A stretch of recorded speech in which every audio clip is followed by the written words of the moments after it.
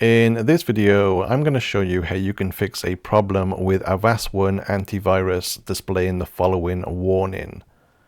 So the warning is HNS-WAN-ACCESS, and this is related to your internet router. So basically, if your router has a USB port, which you can connect a hard drive or even a USB stick to, it's basically telling you that this particular port is at risk of being accessed by individuals on the internet.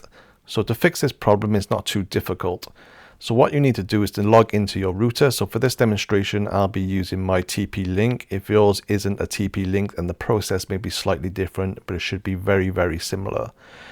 So to log into your router, open up any web browser, and the details should be on the back of your router, such as the address and your username and password. So in my case, you type in 192.168.11 into a web browser, and this page should load up, and then you can enter your password as normal.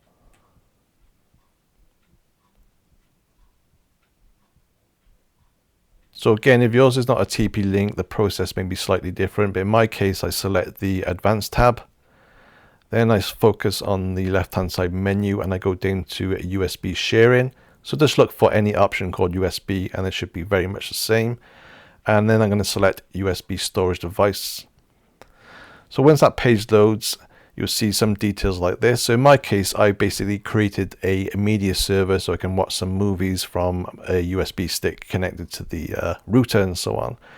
So if that is your case, you can see all these options are enabled, the media server and so on, FTP and so on. So what I found is that the very last option, which is called FTP via internet, this should not be enabled because it allows people on the internet to access your router if they do have your password, or they can hack your password and so on.